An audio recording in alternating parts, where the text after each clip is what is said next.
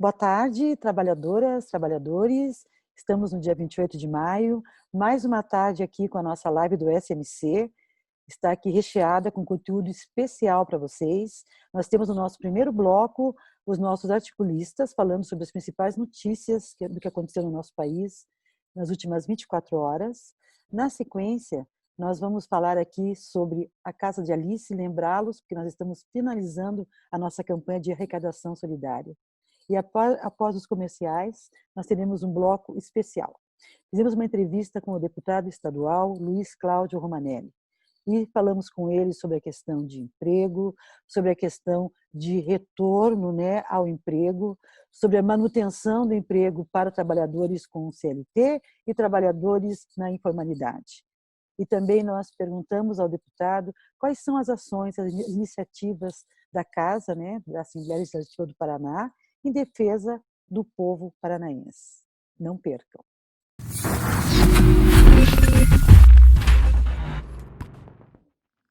E agora, muita atenção, que nós vamos colocar no ar agora, vou pedir para o Fernando colocar para a gente aqui o nosso bloco com os nossos articulistas, falando das principais notícias das últimas 24 horas. É com você, Fernando.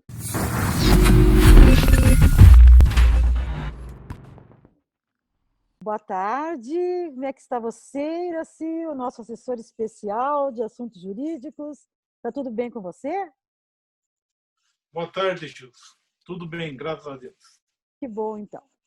Então, vamos lá. Nós temos tido dias meio diferentes, com as rotinas mudadas, embora expedidos por setores diferentes da justiça. Nós tivemos ontem busca e apreensão na casa do governador Witzel, em função de superfaturamento, de questões lá da pandemia, remédios, espaços, tudo mais. Mas mexeu com a gente isso ontem. Aí hoje, de outro setor do poder agora, Poder Judiciário, o STF, precisamente o relator Alexandre de Moraes, que é o relator do processo da fake news, que começou ano passado, esse inquérito, ele data de 14 de março de 2019, e ele estava exatamente investigando sobre o gabinete do ódio, sobre as fake news, sobre as denúncias de que alguns empresários brasileiros participaram ativamente na campanha eleitoral para eleger o presidente Bolsonaro, e em cima de inverdades, atacando deputados, atacando membros do STF, enfim. Por isso chama-se fake news. E hoje de manhã, eles baixaram em vários lugares, na casa de vários empresários. Agora, o empresário que mais nos chamou a atenção é o empresário Luciano Hang, mais conhecido como Velho da Van, Eles foram na casa dele em Brusque, em Camboriú, em Itajaí, buscar, se encontrava algumas coisas durante essa diligência. Você acha que desse mato sai coelho? Olha, na verdade, eu queria, sabe, Gil, se você me permitir, eu retroagir na história um pouco para que se compreenda. Por favor. Na verdade, desde a Revolução Francesa, quando se estabeleceu a República na França, Montesquieu fez uma estruturação do Estado aonde colocava três poderes, a divisão dos poderes em três no Estado, sendo o executivo, o legislativo e o judiciário, de modo a dar um equilíbrio. Eu já tive, numa resposta, numa das manifestações que fiz aqui para você mesmo em publicação anterior, de dizer que, infelizmente, o nosso presidente da República ele pensa que o executivo tem poder maior do que o legislativo e do que o judiciário, que tem prevalência, quando não tem. São poderes harmônicos entre si, com funções diferentes. O que é esse inquérito que foi e está aparecendo na mídia agora e sendo atacado como se fosse uma coisa horrorosa, uma coisa que o ministro Alexandre de Moraes tem feito de forma imoral contra algumas pessoas? Na verdade, se nós formos retroagir, nós vamos ver que as últimas eleições presidenciais que aconteceram no ano de 2018, elas foram totalmente diferentes das eleições anteriores que aconteceram, porque foi uma eleição dominada pela ação da mídia, Sim. pela ação das notícias que eram distribuídas mais no varejo do que no atacado das Redes propagandas. sociais, nas redes sociais, né? Isso. Elas foram utilizadas pela primeira vez em grande escala e disse que eram utilizadas com robôs manipulados de fora do Brasil, que Uhum. faziam essas manifestações aqui dentro, distribuindo para as diversas pessoas. Diziam que era uma cópia do mesmo processo que tinha sido utilizado na eleição do Trump nos Estados Sim, Unidos. sim. Pois bem, é a pandemia do coronavírus nós estamos tendo esse ano de 2020, Tá, mas a pandemia dos fake news nós estamos sofrendo desde 2018. perfeito. Na verdade, no meio dessas mensagens que eram encaminhadas, foram sendo minadas notícias que eram falsas e notícias que tentavam descaracterizar a honra, a integridade das pessoas com fatos, aleivosias que não tinham nenhuma ligação com a realidade. Eleito presidente, e ele sentindo que ele não era o dono do Brasil, que ele tinha sido eleito para ser o dirigente de um dos três poderes Sim. e que tinha algumas funções, sim, prevalentes em relação à administração do país, mas que não podiam ser utilizadas única e exclusivamente a seu. Pois bem, o nosso presidente e o grupo que o cerca, que dá sustentação, mesmo eleito, deparou-se com uma situação de que ele não era o dono do Brasil, que ele não tinha os poderes de fazer tudo que ele quisesse, que as suas medidas seriam analisadas pelo Legislativo, e pelo Legislativo, tanto Câmara dos Deputados quanto Senado Federal, e, em última análise, pelo Judiciário, que é o guardião da Constituição e que tem a prerrogativa de analisar se as atitudes tomadas, seja pelo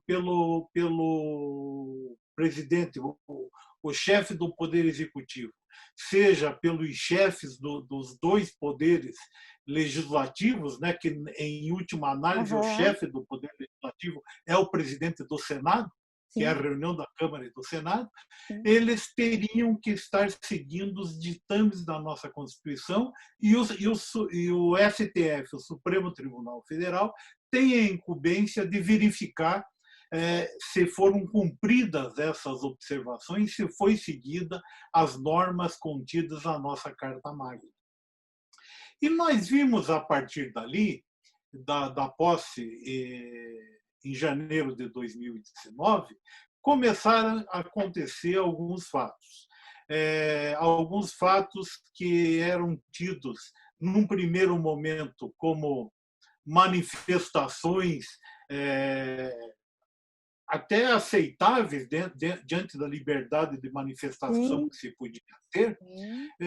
mas atacando principalmente o Supremo Tribunal Federal, com as manifestações que haviam. Primeiro, quando se tentou liberar o Lula através de habeas corpus, e é um direito que qualquer brasileiro tem, Com e que certeza. nós tínhamos o Supremo Tribunal Federal dividido nessa situação, por um voto que decidia de uma forma ou de outra em relação a essa matéria, a matéria da prisão em segunda instância, que contraria a permissão da prisão em segunda instância, contraria a letra fria da nossa Constituição, Uhum. mas o Supremo se dividia nessa situação e começou um grupo a se aproveitar dessa situação para desmoralizar esse poder, o Supremo Tribunal Federal, que é um dos poderes que entregam a tripartição de controle institucional do nosso país.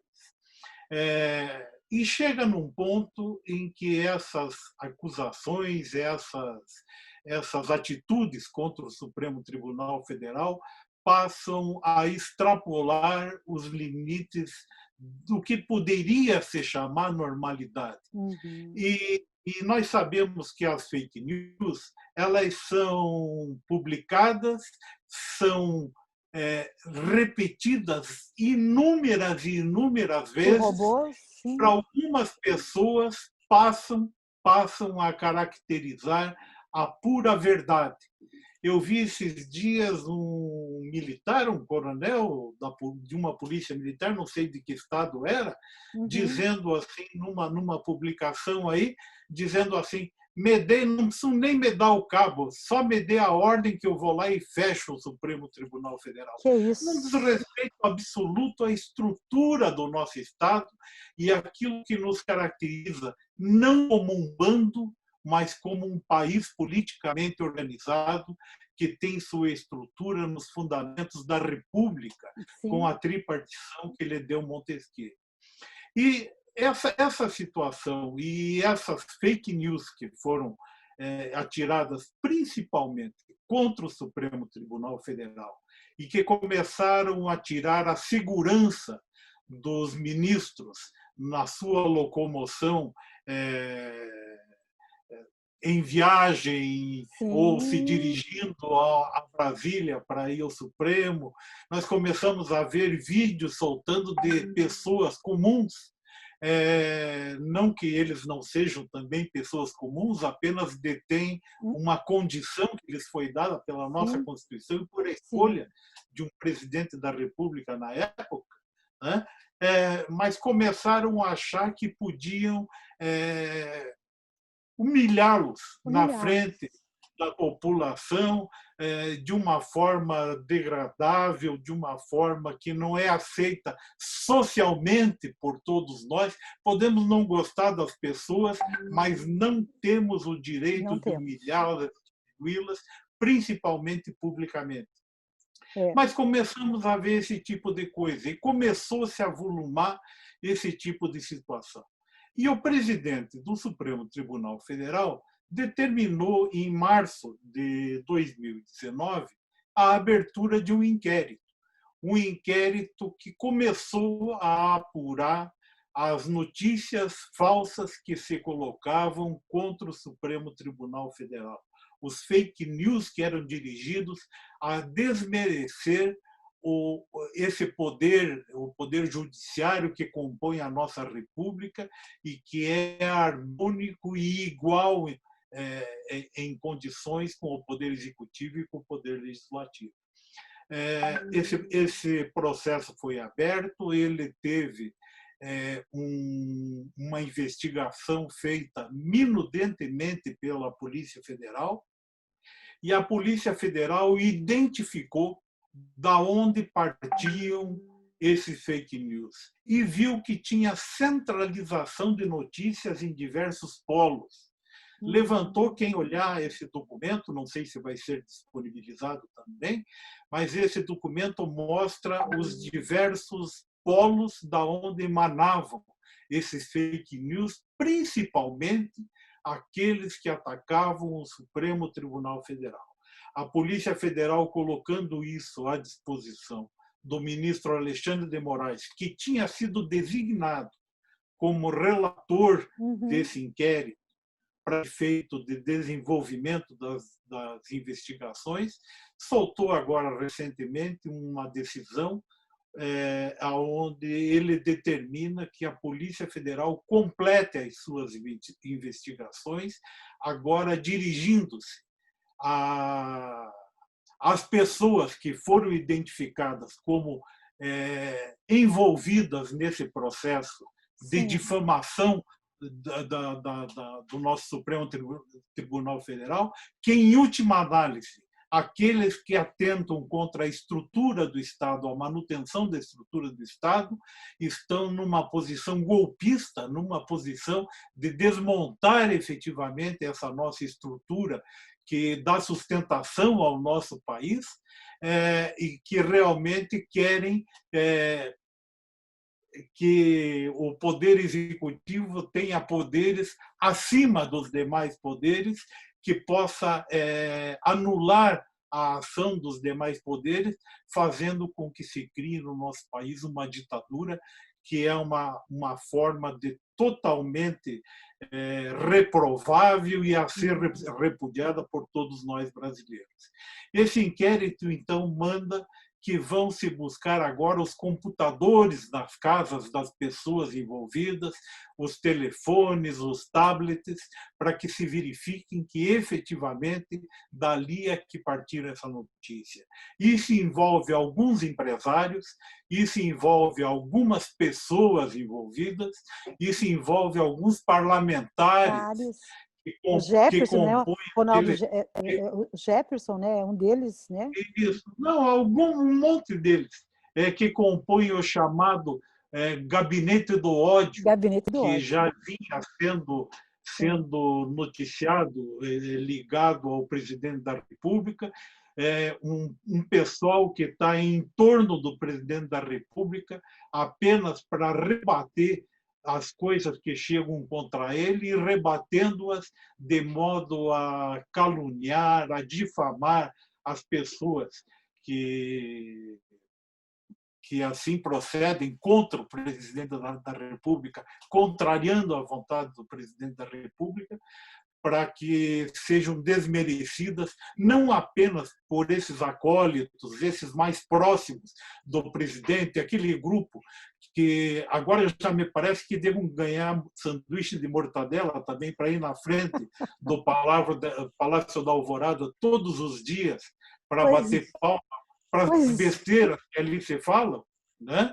Eu acho que mais que mortadela não merece, embora o Palácio do Planalto tenha um orçamento que gastou milhões e milhões de reais com o cartão corporativo do presidente. Aliás, como nunca, né? Diz que não teve outro. Mais do que mortadela. Mais que mortadela.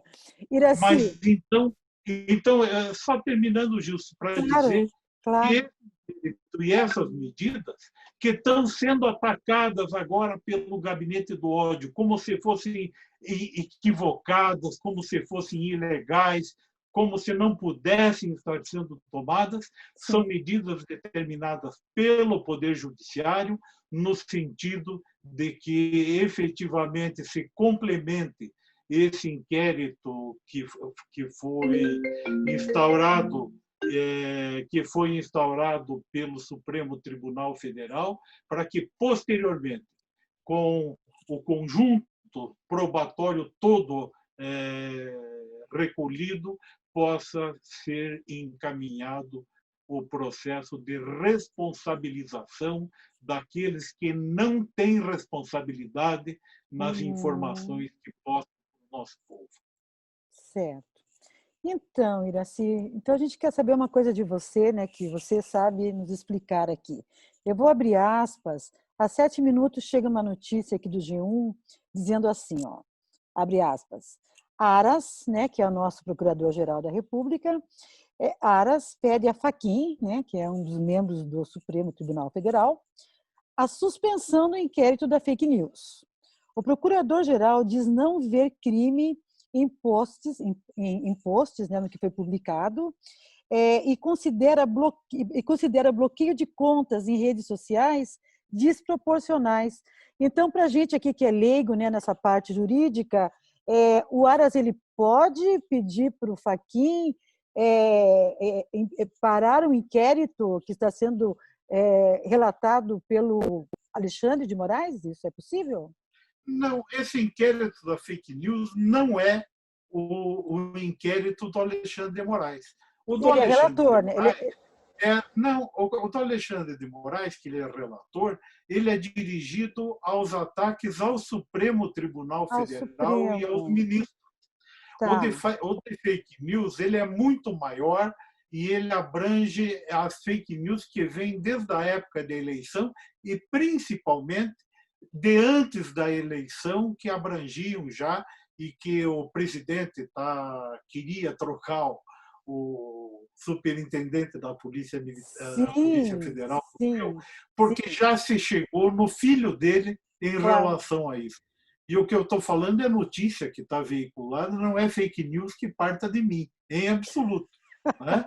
Você não Mas viria aqui fazer isso.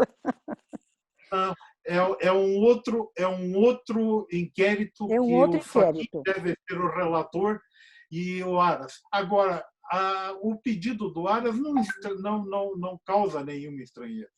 Sim, Nos últimos 30 anos, a Procuradoria da República, o Procurador-Geral da República, é um ele é advogado escolhido. de defesa. Não, mas não devia ser, porque ele é defensor do Do Estado e não Estado, é né? defensor de um dos poderes. Né? Sim, sim. Mas ele era escolhido pelo presidente da República através de uma lista tríplice que era feita pelo Uhum. voto de todos os procuradores no Brasil. Então, todos os procuradores diziam quem eram as 3 pessoas que eles respeitavam e que gostariam de ver na condição de procurador-geral da República. A gente lembra que era assim, com certeza. Isso. E o presidente Bolsonaro ele quebrou essa escrita. Uhum. Já de antes de ser feita a lista tríplice, ele já havia se reunido com esse cidadão que é procurador, o Augusto Aras, né? Isso. E que, inclusive, tem uma dificuldade de relacionamento dentro da Procuradoria, porque ele é de um tempo em que permitia-se que o procurador também pudesse advogar. E ele até, um pouco antes dele ser indicado procurador-geral da República, sem estar presente na lista tríplice votada pelos demais procuradores, ele exercia também abertamente a função de advogado. Né? E então, certamente, a escolha que foi feita pelo presidente da República, ela não teve o interesse de que a defesa do Estado, a defesa da Uhum. Constituição tivesse prevalência, mas sim que tivesse ali alguma pessoa comprometida com os seus interesses para Sim. proteger.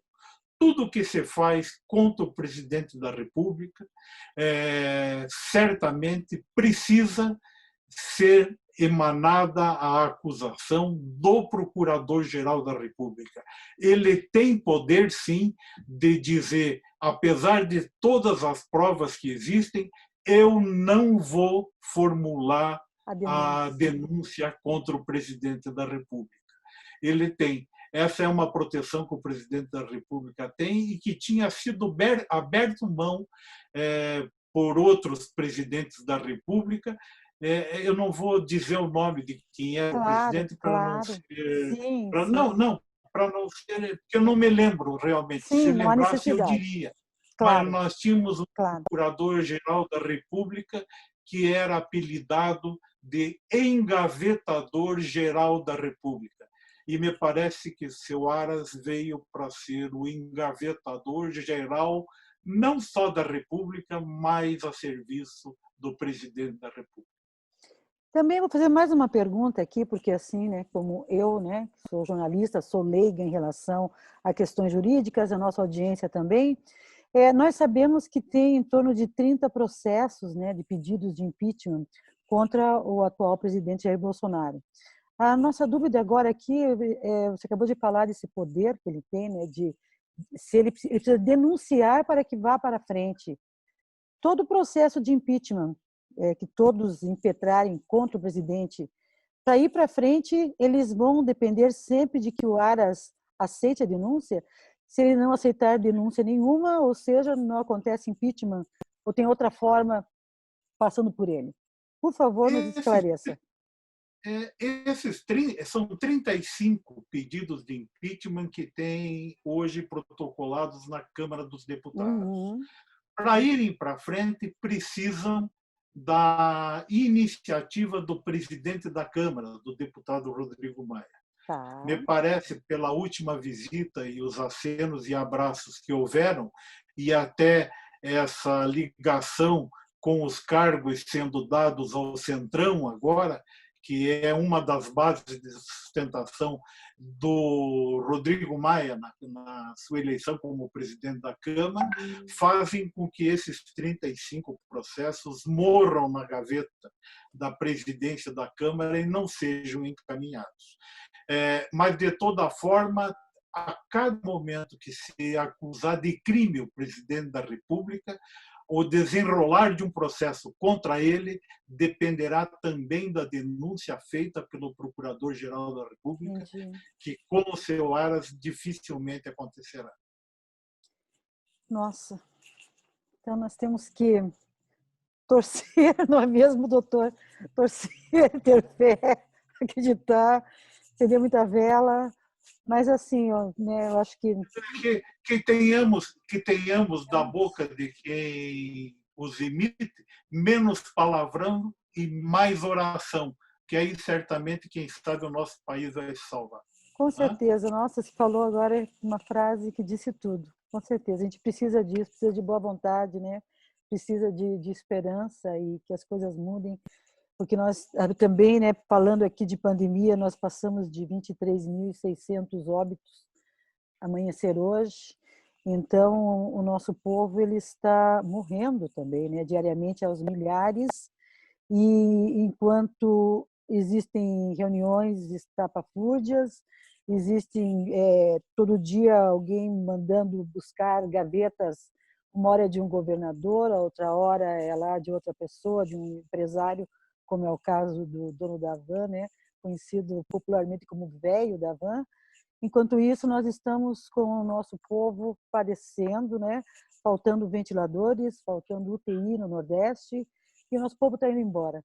Então, a gente precisa realmente de ter fé, né, de pensar em dias melhores, que as coisas possam, que os nossos governantes tenham mais responsabilidade, né, doutor? Acho que temos que esperar por isso. Mas sabe, Gilson, me permita fazer uma observação.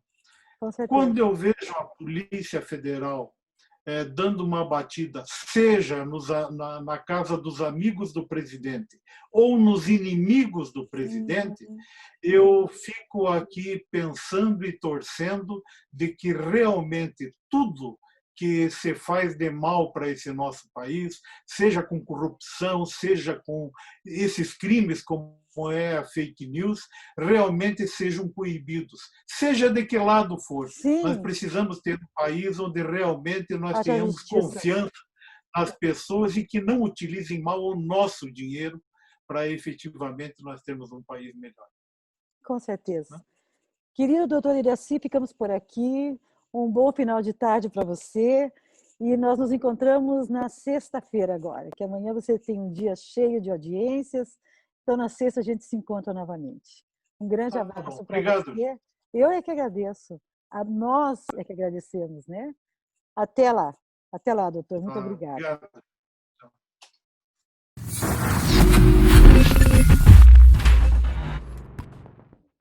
Bom dia, doutor Zurrer. Tudo bem? Como é que está? Tudo certo? Bom dia, Gilce. Tudo bem, graças a Deus. Bom dia a todos e a todas que estão nos ouvindo, nos vendo. Sim. Então, vamos abordar hoje aqui, doutor, uma questão sobre a OIT.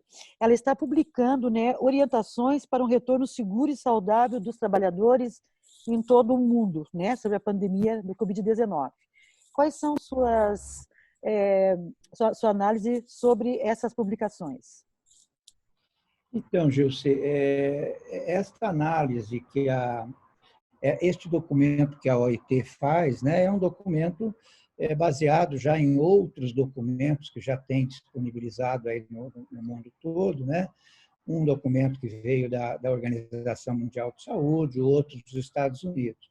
Mas, na realidade, assim, é um documento que orienta as empresas de todo o mundo, principalmente porque na Europa também estão voltando, né? A Europa estão retornando as empresas para retornando ao funcionamento das empresas, e com isso, logicamente, traz os trabalhadores para as atividades. E esta é uma preocupação, né, na Europa, já é uma preocupação de uma situação que já passou, não, mas que está passando mais agora, já numa fase mais avançada, mas ela serve muito para nós que ainda vivemos um momento bastante crítico no Brasil, né? A OIT, se a gente pensar, se você analisar o documento, ele não é muito diferente daquele protocolo que nós, do sindicato, elaboramos com as Sim, empresas, né? sim, E aí a OIT ela trabalha com 10 itens fundamentais nesse documento, que, né, justamente aquilo que nós sempre tentamos trabalhar com as empresas, é formar uma equipe conjunta, né, entre trabalhadores e empregadores, por exemplo, para organizar o retorno ao trabalho, né? Não dá para ter o retorno ao trabalho sem a participação dos sindicatos, sem a participação dos trabalhadores, né? sim. Outra situação que eles colocam, outro item, é decidir quando reabrir as empresas, né? E quem volta a trabalhar, em que condições que voltam a trabalhar. Porque nós temos pessoas que ainda não têm condições de voltar a trabalhar. Hoje mesmo a OIT publica uma outra nota, que é colocar como que, por exemplo, como garantir que os trabalhadores mais velhos participem plenamente da recuperação na pandemia, tanto na Sim, questão da recuperação pós-pandemia com relação ao emprego, mas principalmente porque esses trabalhadores de mais idade fazem parte do grupo de risco e que não deveriam voltar ao trabalho, e sim esperar por um tempo maior, né? Outras questões que a OIT coloca é adotar medidas de engenharia, que nós também já incluímos em nossos documentos, sim. além das medidas de engenharia, as medidas organizacionais, administrativas, evitar a interação física entre as pessoas, manter uma boa ventilação, né? Evitar a concentração de trabalhadores, que é a nossa grande preocupação, né? Esta interação física e a concentração de trabalhadores, né? Fornecer informações necessárias para os trabalhadores entenderem como que deve se dar este retorno, em que condições, que medidas devem ser tomadas, regulamentar a limpeza, né? Preparar a empresa higienizada já antes do trabalhador voltar, orientar a higiene pessoal, fornecer equipamento de proteção individual e informações de uso desses equipamentos, em algumas situações luvas, dependendo do tipo de atividade, desenvolver a vigilância à saúde, né? A vigilância e saúde dos trabalhadores, cuidar para que eles não adoeçam, que não entre trabalhador já com o vírus. Então, medidas que têm que ser consideradas também o perigo dos fatores, né, psicossociais, preparar a atuação de urgência, emergência, no caso de casos que tenham, né, e revisar essas medidas preventivas constantemente, de acordo com a situação que vai desenvolvendo. Isso é muito importante, né, diante dos casos que nós estamos tendo no Brasil, né, em determinadas categorias profissionais. Isso tem sido bastante intenso. Nós temos aí uma matéria também sobre a questão do setor de frigoríficos, né, que agora estabeleceram um acordo coletivo com a Confederação dos Trabalhadores para evitar o que vem acontecendo em vários frigoríficos no Brasil, né, de ter trabalhadores contaminados entrando para trabalhar. Sabe, doutor, você falando sobre a questão, né, dessa publicação da OIT, dessas normas, nós fizemos na semana passada aqui, cada dia, reunião com uma das grandes metalúrgicas aqui da nossa região. Então, nós entrevistamos aqui os nossos dirigentes da Renault, da Volkswagen, da Bosch, da CNH e da Volvo. E foi interessante eles comentarem que que eu já comentei com o senhor isso também em outra entrevista, mas acho que hoje é o momento da gente voltar nesse assunto, já que estamos falando dessas normas da OIT em relação ao retorno, né, com segurança. E essas 5 empresas, os dirigentes comentaram que estão fazendo um protocolo que foi determinado aqui pelo Sindicato dos Metalúrgicos, pelo Departamento de Saúde, né, que o senhor representa aqui, que faz parte dele. E eu fiz uma pergunta a todos, se tinha casos de contaminação, né, pelo Covid nas fábricas. Eles disseram que até o momento não, e que retornaram, né, que estão retornando agora, todos dentro do protocolo determinado pelo sindicato, pelo departamento de saúde que você faz parte. Então, é extremamente importante, né, essa ação. Isso é importante diante da situação crítica que está vindo, né? Mesmo eu tenho recebido alguns informes de amigos na Europa e mesmo na Itália, a preocupação muito grande é com o retorno, né? Sim.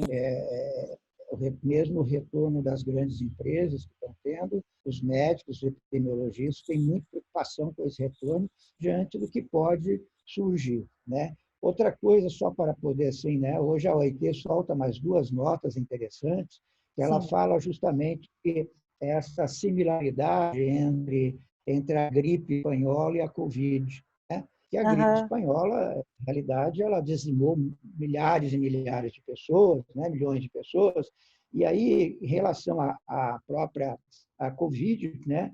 Ela coloca justamente que em 1919 e agora aumenta a pobreza e a desigualdade, né?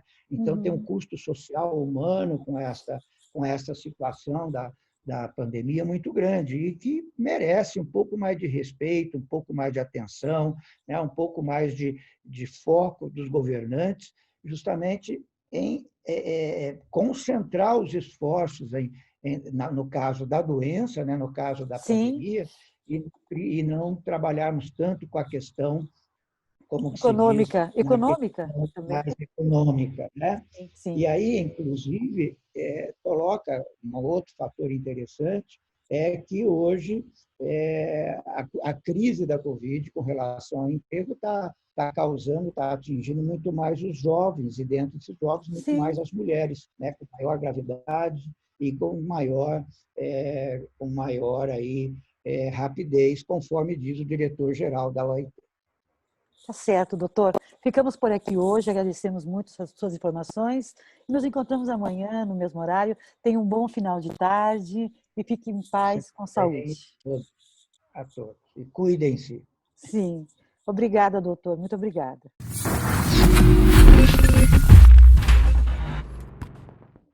Boa tarde, João. Tudo bem com você? Boa tarde, Gilson. Boa tarde para você e para todas as pessoas que nos assistem. Então, João, eu gostaria de conversar com você hoje sobre a MP 936, né? Os jornais estão dando conta de que ela pode ser votada hoje, pelo menos está com essa previsão. O DIAP também fez essa previsão hoje. E nós sabemos o quanto é importante a 936, porque a pandemia, além do número de mortos, ela está trazendo também com ela milhares de desempregados no Brasil, né? E pessoas que estão empregadas na iminência de perderem seus empregos. Isso tudo depende muito do que o nosso relator, Orlando Silva, possa ter conseguido de avanço nessa medida provisória. E eu gostaria, então, de ouvir você, João. É com você.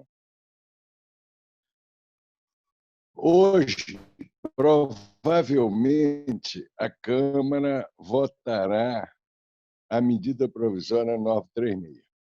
Ela foi editada no início, já no meio da pandemia, no início de abril, e ela significou uma barreira, embora lesiva aos trabalhadores, ela foi uma barreira à selvageria das demissões.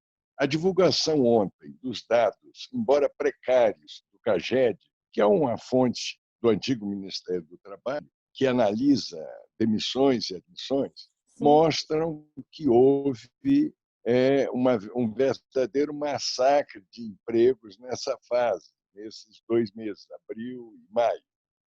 Há uma forte pressão de demissão, porém, as condições, mesmo lesivas aos trabalhadores, da medida 936, elas seguraram a enxurrada de demissões. Existem muitas demissões, mas muito mais acordos de suspensão temporária, de redução de jornada com redução de salário, etc. Portanto, a MP 936 ela foi importante no quadro da pandemia e da pressão patronal. Sim. O relator e as centrais sindicais, e o movimento sindical, por conclusão, defendem mudanças de avanço na MP, coisa que será discutida e votada hoje na Câmara. Um dos principais avanços propostos é exatamente a ampliação do prazo da vigência, porque ela era originalmente 2 e 3 meses, na Sim, previsão de uma curva da doença mais curta, vamos dizer assim. sim, E agora se impõe a necessidade de ampliação. Portanto, é importante, não só por conta do balanço publicado pelo CAGED, como pelo fato da votação hoje, que prestemos atenção ao que está acontecendo ou vai acontecer no Congresso. Nesse contexto de demissões, eu quero dar uma boa notícia. Vocês se lembram que nós denunciamos aqui uma empresa chamada Fogo de Chão, que demitiu todos os trabalhadores à sim, base do artigo 486 da CLT, um sim, artigo que dizia, no caso de força maior, quem arca com os custos das demissões são as prefeituras ou os governos do Estado. Essa utilização fraudulenta do 486 foi instigada pelo presidente Bolsonaro. sim. E essa Fogo de Chão, uma churrascaria, foi uma das primeiras a adotar esse procedimento, tentando, com isso, burlar a própria medida provisória 936. Pois bem, ontem, a Fogo de Chão, num comunicado público, recua desse tipo de demissão e confessa que esse padrão de utilização da dica do presidente da República para infelicitar os trabalhadores, ela é insuficiente juridicamente falando. Ou seja, ela não se sustenta no quadro atual, portanto, a Fogo de Chão recua e vai cumprir todas as determinações da CLT no que diz respeito às demissões que realizou. Isso é uma vitória, né? Uma vitória nossa. É muito Importante. simbólico, ela é uma vitória simbólica, que mostra uma coisa que o nosso doutor Iraci tinha afirmado, é a instabilidade jurídica, Jurídica. que é a utilização, seja desse artigo 486, seja dos artigos 501 a 503 da CLT. Certo. João, outra questão também que nós queríamos abordar aqui com você, até para você estar aí em São Paulo, nós temos acompanhado aqui pela Folha de São Paulo que existe um planejamento do governo estadual aí, né, em São Paulo, do retorno que vocês chamam aí de um plano de retorno consciente. Então, foi feito um plano em etapas para o retorno às fábricas, para o retorno de abrir o comércio, enfim, né, para a população. E isso não existe ainda aqui no Paraná. Então, a gente gostaria que você colocasse aqui para o nosso telespectador, né, para a nossa audiência, o que você conhece, né, claro, desse plano, e também se você avalia ele como um bom plano. Essa discussão que está aberta hoje em São Paulo a respeito das medidas anunciadas para o futuro pelo governador Dória, essa discussão envolve uma discussão anterior. Tá, Sim ou não, a curva da doença se acelera ou se estabiliza? tá. Quero traduzir isso. Sim ou não, a perspectiva do malefício da doença e suas consequências se agrava ou não? Ora, grandes especialistas, fundamentados em estatísticas coerentes, apontam que nós estamos ainda no meio da aceleração. Tá, Desse ponto de vista, as medidas de abertura ou de relaxamento, mesmo parcial ou inteligente ou coordenado, elas têm sido muito contestadas. Dou um certo. exemplo. As prefeituras da Grande São Paulo, incluindo a capital, são contra esse anúncio, resistem a esse anúncio, porque provavelmente se baseiam em estatísticas do avanço da doença que são mais catastróficas do que, eventualmente, aquelas em que o governador se apoia. Certo. De qualquer maneira, isso é uma questão para ponto futuro, mas, obviamente, ainda merece grande discussão. O quadro hoje é o seguinte: o governo do Estado anuncia um isolamento inteligente ou algum projeto parcial e escalonado, mas ele sofre forte contestação da comunidade de saúde, que tem, em sua maioria, a defesa da gravidade da curva da doença ainda, e mesmo de autoridades municipais da capital e da Grande São Paulo. Certo. Obrigada, João. Ficamos por aqui e amanhã nós retornamos novamente para a gente dar continuidade às nossas análises, né, que são super importantes, as suas falas aqui. A gente agradece e te deseja um bom final de tarde. E até amanhã. Obrigada. Boa tarde, boa noite. Boa noite.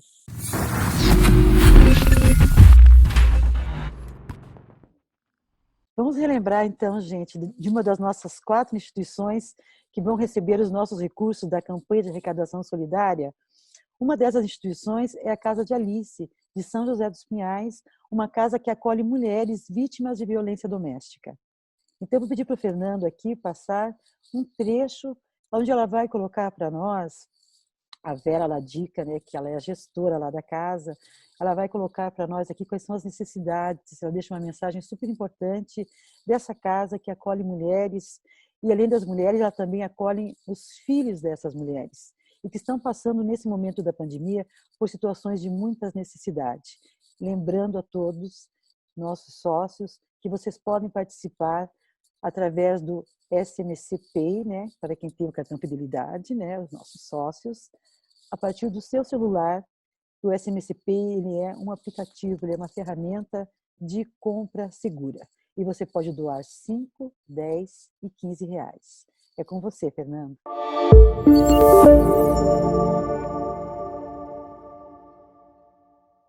Aqui no município é o que a gente sempre diz para elas, que elas não estão sozinhas. Né? Nós estamos aqui, nós somos servidoras públicas, estamos levantando essa bandeira para apoiá-la, para ajudá-la, né? Que ela precisa erguer a cabeça, que ela precisa sair do final desse poço e que nós estamos aqui sim para ajudá-la. Que ela não precisa achar que ninguém vai ajudar. Né? Nós estamos aqui, nós vamos restabelecê-la, nós vamos buscar trazer carinho para os filhos, o entendimento da violência também, né? E que ela não está sozinha, não está sozinha, que busque ajuda, que diz que 180 sim, que faça a denúncia, que vá até a delegacia da mulher mais próxima, porque sempre vai ter alguém olhando por elas, estendendo a mão a elas.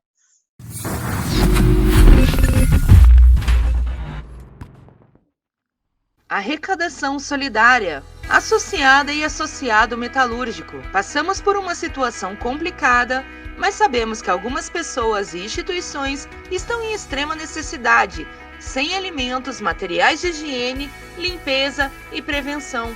Esse momento exige mais do que nunca a união de todos. Junte-se a nós e participe da campanha Arrecadação Solidária. Doe qualquer valor pelo celular com o seu SMC Pay, utilizando o QR Code ou diretamente pelo link smcpay.com.br/doar. Somos todos água do mesmo mar. Confira a lista completa das instituições para onde serão destinados os donativos em cimec.com.br.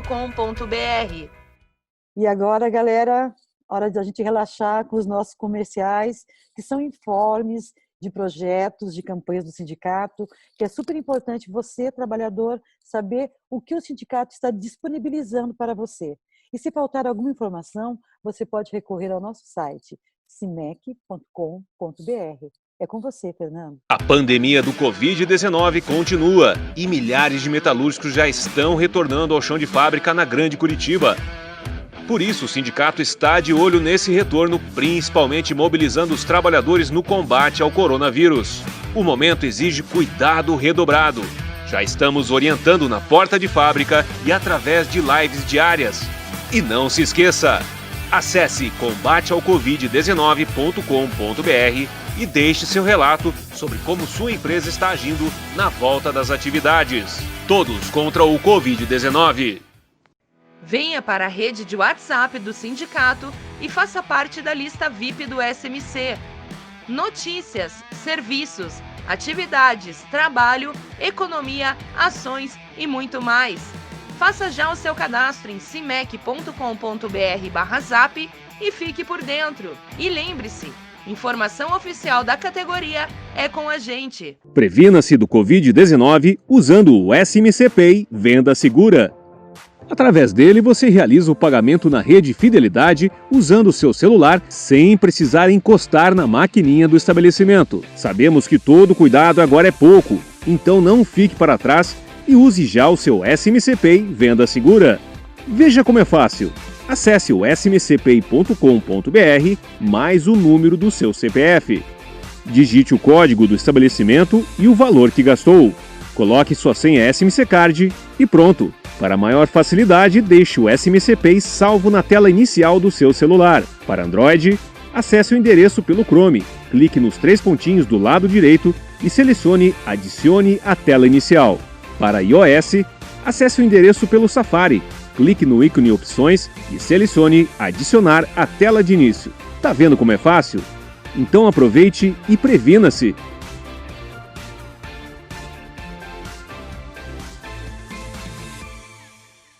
Dúvidas no trabalho e quer consultar o sindicato? Quer saber mais sobre os serviços, atividades, benefícios e ações? Use nosso atendimento online, de segunda a sexta-feira, das 8 às 5h24. Você acessa pelo site do SMC ou diretamente pelo link cimec.com.br/atendimento. Estamos à disposição para lhe atender.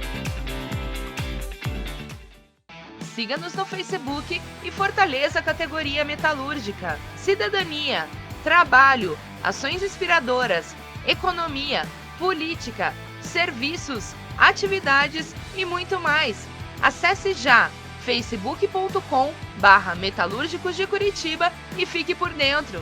E não se esqueça, informação oficial da categoria é com a gente. Delivery na rede Fidelidade é com o SMC Pay.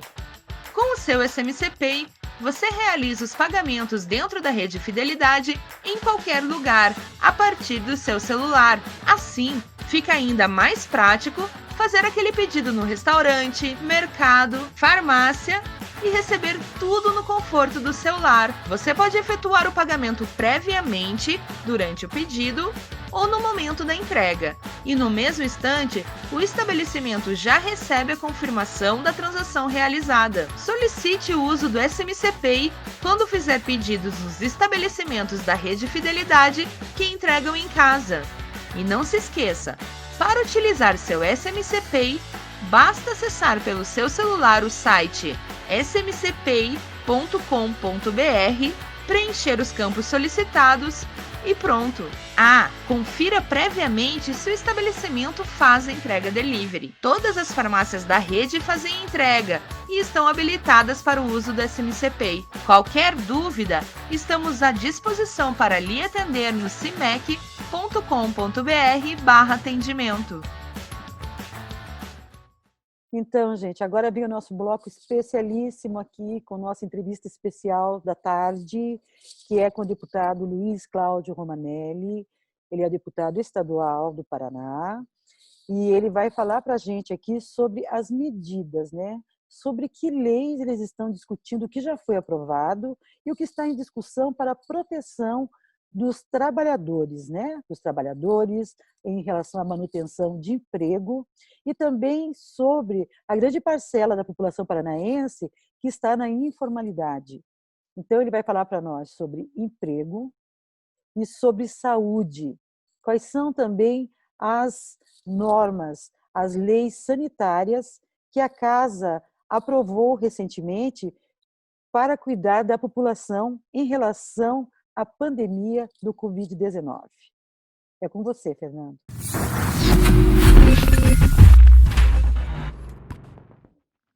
Boa tarde, deputado Romanelli. Estamos hoje aqui, né, com o deputado Romanelli que apesar de sua agenda extremamente apertada, mas ele sempre dá um espaço aqui para o sindicato, para os trabalhadores, né? Porque é um deputado parceiro nosso. Então, nós temos algumas questões aqui a passar para o senhor. A começar pela questão da pandemia e a questão do desemprego, né? Quais são as propostas da Câmara que vocês estão aí discutindo, planejando para o Estado do Paraná, para a manutenção de emprego? Porque nós sabemos que nós temos quem está trabalhando com carteira assinada nesse momento está ou com redução de jornada ou com suspensão de contrato, mas que nós temos também toda uma informalidade, né? Todas as pessoas que não estão sob a CLT, e a própria OMS já está colocando globalmente que, além da pandemia do vírus, nós começamos também a enfrentar a pandemia da fome. Então, eu gostaria de saber, assim, objetivamente, deputado, quais são os planos, né, da nossa Assembleia do Paraná de proteção do emprego de quem está trabalhando na CLT e de quem está na informalidade. É com o senhor. Ok. Bom, em primeiro lugar, uma boa tarde, Gilson. Prazer falar com você, com os amigos metalúrgicos, né, e dizer que é uma satisfação, né, essa relação que a gente tem histórica, né, o período que eu fui secretário do Trabalho do Estado do Paraná, uma parceria grande com todas as centrais sindicais, especialmente a Força Sindical, com os sindicatos, né? Período, claro, um outro período do nosso país, com mais democracia, com mais direitos sociais, ou seja, com um conjunto de uma sociedade, na minha avaliação, melhor que a gente vivia naquele momento, né? Hoje nós vivemos um momento pior. Eu vou tirar a máscara que eu estou usando aqui, né, nesse momento, né? Porque eu estou aqui na minha sala de trabalho. Claro, está seguro. Mas já deu exemplo. Né, eu estou usando a máscara até porque... Não, mas é que essa máscara foi lei da nossa autoria, né? A Lei 20.189, que obriga a todos, né? Saiu de casa tem que usar a máscara, né? A gente sabe, como você disse no início da fala, nessa pandemia, contra a pandemia do coronavírus, nós não temos, né, nem vacina e nem remédio eficaz. Então, a única solução que a gente tem é a prevenção, é a proteção, né, que efetivamente pode nos ajudar a todos. Mas te dizer o seguinte, a Assembleia Legislativa ela tem discutido muito essa questão, obviamente, da área da saúde, do desafio, e a gente tem que reconhecer que o Paraná, por um conjunto de medidas que foram tomadas, né, nós temos uma situação hoje, considerando, né, a gravidade da pandemia, a situação do Paraná é uma das melhores do Brasil, né? Menor número de casos e, ao mesmo tempo, né, ainda com um número de óbitos, que, embora todas as pessoas que falecem, é muito triste, né, uma vida perdida. Sim. Mas a gente tem que reconhecer que, quando compara com os outros estados, os nossos números ainda são números menores, né, que outros estados federados, onde, na verdade, a pandemia está concentrada mesmo hoje das 26 unidades, 27 unidades federadas, são em 6, né, que a situação está mais grave, né, mais no norte do país, nordeste e São Paulo. O Paraná, na verdade, desde o início, adotou um conjunto de medidas restritivas à circulação das pessoas, né, sem que isso significasse medidas, como é que eu vou dizer, radicais e impositivas, né? Houve entendimentos, por exemplo, obviamente, do fechamento dos shoppings, que agora estão reabrindo, fechamento do comércio de uma maneira geral, mas isso muito vinculado ao poder local, porque as decisões passam pelas prefeituras, não é? Sim. E, ao mesmo tempo, o governo disse quais eram as atividades, que são atividades essenciais, que deveriam continuar em funcionamento. A indústria foi um desses setores, né, que foi considerado como essencial, e a indústria paranaense ela não parou, ela não teve nenhum decreto, nenhuma medida do governo que suspendesse o trabalho na indústria. O que foi feito, em muitos casos, inclusive eu acompanhei o trabalho dos sindicatos metalúrgicos, foi a readequação de turnos, questão do transporte dos trabalhadores, né? Readequação de linhas de produção. Eu tenho conversado muito, tanto com o Sérgio Butti, com o Nelson, sobre esse tema, além de outros dirigentes, que têm me relatado, e nós temos também tratado com o governo, né, uma série de questões aí que envolvem essa relação. O governador Ratinho está muito receptivo, né? E tem uma relação, inclusive, de muito respeito pela liderança sindical do Sérgio Butka, né? Eu tenho que dizer aqui, opa, caiu aqui Tranquilo, a sossegado. mas já voltei aqui. Não Né? tem problema. Quem faz ao vivo faz desse jeito mesmo. É claro, a live ela é assim. Não tem jeito. É assim mesmo. Sim. E, de qualquer forma, assim, acho que a relação ela tem se dado num âmbito extremamente de diálogo, né? De construção de soluções conjuntas. Né? Outros setores da economia, especialmente o comércio, ele, de fato, ficou um longo período fechado, né? Principalmente em Curitiba. E agora, aos poucos, foi reabrindo. Né? Eu tenho a preocupação com essa reabertura, porque a gente sabe que a tendência agora, no inverno, a gente conhece o nosso inverno, aqui é um inverno rigoroso, a tendência é de crescer. E, obviamente, o inverno favorece, né, a transmissão dos vírus, não apenas do coronavírus, mas o vírus da gripe, né, o H1N1, né? Também as doenças respiratórias de inverno, que aumentam muito. Então, tudo isso, obviamente, vai causando uma série de preocupações. Mas, do ponto de vista objetivo, o Estado criou programas, o Recupera Paraná, que é fundamentalmente para apoiar as empresas, e todas as empresas que estão participando do programa Recupera Paraná têm como compromisso, primeiro, contratual, a manutenção de empregos, que é a questão essencial nossa. Inclusive, os dados do GED, eles estão demonstrando que nós já tivemos um impacto na nossa economia, na geração de empregos. Tivemos em abril e maio, né? Que agora que nós estamos repercutindo maio, abril significativo. Nós já temos um saldo negativo de 40 mil empregos, quando descontado os empregos criados no primeiro trimestre. Tá. Ainda, se você considerar o conjunto da economia paranaense, do número de trabalhadores com carteira assinada, nós temos um número relativamente ainda, como é que eu vou dizer assim, razoável. Não para quem perdeu o emprego, que nunca é razoável, mas como política pública, como uma questão social, ainda nós temos uma situação menos gravosa, não é? Embora, claro, com algumas regiões do Paraná sofrendo mais do que outras. Curitiba, a região metropolitana, está sofrendo mais do que o interior do Paraná, onde nós temos o emprego muito vinculado à agricultura e à agroindústria. E na verdade, esses setores estão, ao contrário de outros, eles estão empregando, são setores que estão em bom andamento. Mas, assim, eu estou com muita preocupação mesmo na indústria, né? Porque muitos estavam ainda executando encomendas, né, que haviam sido recebidas antes da pandemia. E as empresas não estão recebendo encomendas novas. A verdade é essa, né? O fato é que é muito preocupante. Muitas cadeias produtivas, né, não vinculadas à agroindústria, mas ao setor da indústria de transformação, é muito preocupante, né? Não há assim, não há uma generalizada suspensão de investimentos, mas a gente sabe que a situação houve uma diminuição,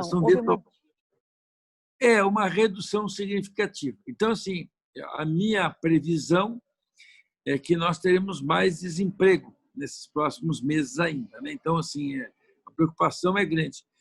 Por outro lado, assim, eu acho que maio também significa um pouco a retomada de uma série de outras atividades. Eu acho que isso vai repercutir favoravelmente a partir de junho, né? Então, assim, acho que se não houver um crescimento exponencial do número de casos e de óbitos no estado do Paraná, certamente nós teremos condições de talvez ter uma situação melhor nos próximos 2 meses, que seria junho e julho, que, segundo o Ministério da Saúde e a própria Secretaria Estadual da Saúde, são meses críticos para nós aqui no Paraná. Então, assim, em tese, sim, nós estamos com a expectativa de uma retomada normal dentro da nova normalidade, chamada nova normalidade, a partir de agosto, né? Então, assim, nós temos ainda 2 meses aí pela frente de grandes desafios para serem enfrentados, né? E discutir com cada segmento, né, o que o governo tem procurado fazer. Por segmento, discutir soluções para manter empregos, que é a questão básica hoje que nós temos que buscar, né?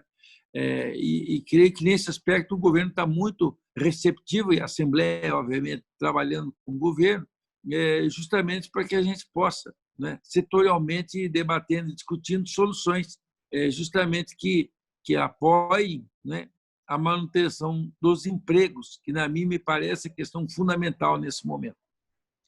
E também, deputado, além da situação, como o senhor colocou aqui, né, quem está dos elitistas, quem está na fábrica, né, na indústria de transformação, a situação ela é precária porque há menos encomendas, né, existe uma consequência direta, ficaram parados, toda uma linha de produção, né, as empresas elas pararam lá no Rio de Janeiro, pararam lá no Nordeste, então as coisas não chegaram, né, as peças não chegam, você não consegue montar, enfim. Mas também há toda a nossa categoria da informalidade. Eu gostaria também de saber se há algum projeto, né, ou do Estado em andamento, ou da Câmara, ou da Assembleia, pensando também nessa população que está na situação de informalidade nesse momento. Tá. Veja, claro que o Estado trabalha nesse tema em situações complementares com o governo federal, né? Ou seja, quando a Câmara Federal criou, né, esse voucher do Corona aí dos R$600, que são em 3 parcelas, ele criou um mecanismo importante para poder, de fato, apoiar o trabalhador que está na informalidade, que perdeu renda. Veja, eu já coordenei a política de microcrédito do Paraná. O fato é que nós colocamos o microcrédito numa agência bancária, né? Ou seja, um banco nosso, a agência de fomento. E a agência de fomento ela tem que cumprir o regramento previsto pelo Banco Central. E, na verdade, acaba tendo as empresas, o microempreendedor individual, e mesmo o que está na informalidade, enormes dificuldades. Por exemplo, muita gente está no Serasa, não é? Então, claro, a agência de fomento, nesse momento, está desconsiderando os que entraram no Serasa recentemente, para poder, enfim, não colocar como restrição cadastral. Mas é assim, a política de microcrédito ainda ela é muito restritiva. Inclusive, um senador de Santa Catarina, o Dario Berger, ele fez um projeto de lei muito inspirado aqui num requerimento que nós apresentamos na Assembleia, justamente para poder possibilitar que as pessoas que têm dívidas, né, hoje, de até R$1.500, possam fazer uma operação de crédito para pagar essa dívida e readquirir o crédito no mercado. Porque você sabe, Gilson e demais que estão me ouvindo, às vezes muito melhor que você ter o dinheiro é ter crédito, né? O crédito que consegue fazer um microempresário, um microempreendedor individual poder fazer com que o negócio dele funcione, né? Claro que as pessoas estão se virando como podem, mas, indiscutivelmente, a burocracia do microcrédito atrapalha muito a recuperação da economia nesse momento. Agora, alguns bancos, por outro lado, na minha avaliação, eles estão agindo melhor, estão conseguindo, de fato, ter uma agilidade aí em relação à liberação de recursos. E eu, sim, penso que talvez isso sirva de lição para todo mundo o que nós estamos passando aí, mas para retomar a economia, a gente tem que injetar dinheiro no mercado, não tem outra forma. Não tem outra forma, né? Então, para a gente encerrar, eu queria que o senhor falasse sobre o projeto que foi aprovado na Assembleia, eu acho que nessa semana que passou, ou nessa que estamos agora, que é sobre o Comida Boa. Sim. Na verdade, nós fizemos um projeto, uma discussão com o governo. O governador Carlos Massa, Ratinho Júnior, ele enviou para a Assembleia a criação do que nós chamamos aqui inicialmente do voucher Corona, com dinheiro do Fundo de Combate à Pobreza, que nós criamos em 2015, 4% de todas as receitas do Estado vão para esse fundo. É um fundo que, claro, agora ele está com muitos compromissos de pagamentos sociais, sim, mas ele vai gerar, na verdade, um investimento aí de cerca de R$150 milhões. Por quê?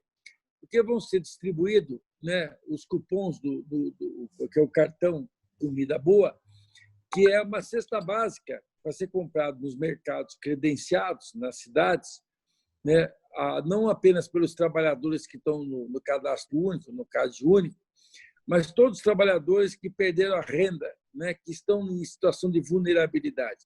Daí as prefeituras, através das suas áreas da assistência, mas com a participação das igrejas enfim, de outros segmentos, vão fazendo a distribuição, não é, desse cartão Comida Boa, porque ele, de fato, vai possibilitar que a pessoa compre mantimentos, né, mercadorias nos supermercados, nos mercados credenciados, até um valor de R$50.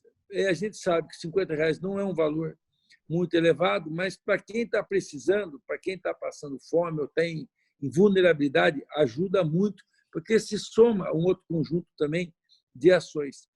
E isso, cerca de 1 milhão de pessoas estão recebendo o Comida Boa, né? Então, nós estamos aí na primeira parcela e temos 2 novas parcelas do Comida Boa, num valor que vai ter custo para o Estado, através do Fundo de Combate à Pobreza, de R$150 milhões.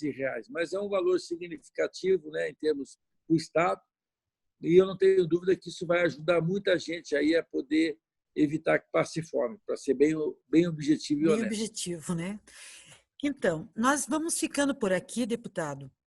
E nós deixamos aqui, então, em nome dos trabalhadores, né, um pedido, né, para o senhor, como deputado estadual dessa casa, essa casa, né, que faz as nossas leis estaduais e que pode nos ajudar, que vocês fiquem atentos, né, à questão da sanitária, né, em relação à saúde pública, e também atento em relação à manutenção do emprego dos trabalhadores com carteira assinada, e também dessa ajuda para essa população que é enorme, que está na informalidade.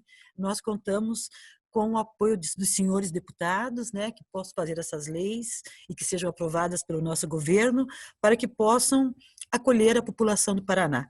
É o que nós esperamos de todos, né? Agradecemos aqui essa oportunidade de estar aqui com o senhor nesse momento e vamos convidá-lo mais vezes, né? Porque é super importante estarmos em contato com quem está fazendo as nossas leis aqui locais, claro, que muda a nossa vida aqui como cidadãos, né? E cidadãos aqui desse estado. Muito obrigada. Obrigado você, Gil. Só apenas dizendo o seguinte, olha, nós completamos 2 meses agora em que nós criamos aqui na Assembleia um sistema de deliberação remoto, né? E nós criamos o plenário virtual, um sistema de votação online. Nós temos tido sessões longas aqui na Assembleia, tudo virtual, mas com grandes resultados. Assim, o Parlamento está cumprindo a sua parte. Nós tínhamos um fundo de modernização da Assembleia Legislativa de R$37.756.000. Passamos integralmente para o Fundo Estadual da Saúde, reduzimos as despesas aqui na Assembleia Legislativa, naquilo que dá para reduzir. Ao mesmo tempo, nós estamos votando todas as leis que são importantes para o Estado do Paraná. Então, assim, nós não paramos de trabalhar um minuto. Decidimos já suspender o recesso de julho. Ou seja, o que eu quero dizer? A Assembleia do Paraná está fazendo a parte dela, né? Está cumprindo aquilo que o povo paranaense espera. E nós estamos sempre discutindo justamente para atender a população mais pobre, mais vulnerável do nosso Estado, dos trabalhadores que precisam da manutenção dos seus empregos.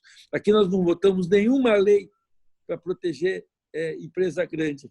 Ao contrário, aqui nós criamos um mecanismo para proteger a micro e pequena empresa, o MEI, o trabalhador na informalidade e a manutenção do emprego dos trabalhadores. Esse é o nosso foco aqui no Parlamento Estadual do Paraná. Isso. E o povo do Paraná agradece. Muito obrigado pela sua disponibilidade, pelo seu tempo e até o nosso próximo encontro, deputado Romanelli. Foi um prazer. Obrigado, obrigado a você. Muito obrigado aí pela oportunidade. Muito obrigado.